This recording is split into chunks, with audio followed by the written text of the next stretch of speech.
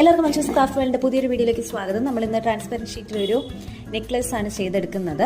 നമുക്ക് അതിന് വേണ്ടിയിട്ട് ആദ്യം ട്രാൻസ്പെറൻറ്റ് ഷീറ്റിൽ ഒന്ന് സ്റ്റോൺ ലേസ് എടുത്തൊന്ന് റൗണ്ട് ഷേപ്പിലോട്ടൊന്ന് ഒട്ടിച്ചെടുക്കാം. 5 എണ്ണമാണ് അതുപോലെ ചെയ്തെടുക്കുന്നത്.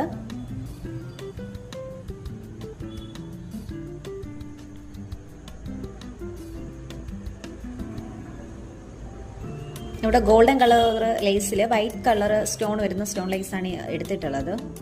നമുക്കതിന് ഇതുപോലെ ഒന്ന് ചുറ്റിയെടുക്കുമ്പോൾ ആ ഒരു സ്റ്റോണിൻ്റെ പാർട്ടി തന്നെ മുകളിലോട്ട് വരാൻ വേണ്ടിയിട്ട് നന്നായിട്ട് ശ്രദ്ധിക്കണം.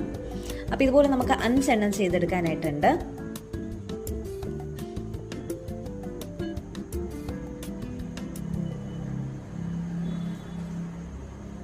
അപ്പോൾ നമ്മൾ 5 എണ്ണം ചെയ്തെടുത്തിട്ടുണ്ട്.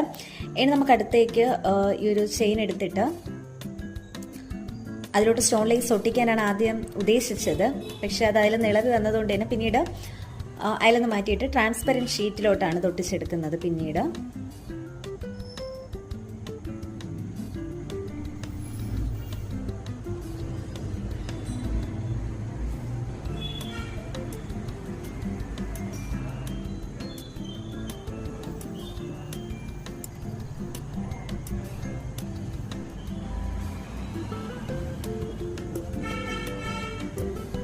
അതിൽ നിന്നെല്ലാം ഇളക്കി നമുക്ക് ട്രാൻസ്പെറൻറ്റ് ഷീറ്റിലോട്ട് അത് ഒട്ടിക്കാം. ആദ്യം നമുക്ക് ആ ഒരു ചെയിനിൻ്റെ മോഡലാണ് ഒട്ടിക്കേണ്ടത്. അത് 2 സൈഡിലും കുറച്ച് വീതം പച്ച ഒട്ടിക്കാതെ വിട്ടേക്കണം. നമുക്കത് മാലയുടെ കൊളുത്തൊക്കെ ഇടാൻ വേണ്ടിയിട്ടാണ്. നമുക്ക് അതിന് ശേഷം സ്റ്റോൺ ലേസ് കൂടെ ഒന്ന് ഒട്ടിച്ചു കൊടുക്കാം. സ്റ്റോൺ ലേസ് 2 തട്ടായിട്ടാണ് ഞാൻ ഇവിടെ ഒട്ടിക്കുന്നത്. 2 ലെയേഴ്സ് ആയിട്ടാണ് അത് ഒട്ടിച്ചെടുക്കുന്നത്.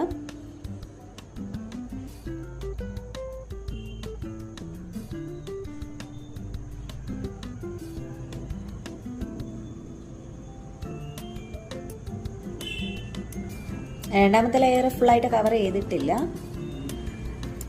ഒരു ഹാഫ് പോർഷനിൽ നിന്നാണ് തുടങ്ങിയിട്ടുള്ളത്. അപ്പോൾ ഇനി നമ്മൾ നേരത്തെ ചെയ്ത് വെച്ച ആ ഒരു ഇതും കൂടെ ഇതിലോട്ടൊന്ന് ഒട്ടിച്ചു കൊടുക്കാം. പിന്നെ എൻ്റെ സെൻറ്റർ പോർഷനിലേക്ക് റെഡ് കളർ സ്റ്റോൺ ഉടനെ ഒട്ടിക്കുന്നുണ്ട്.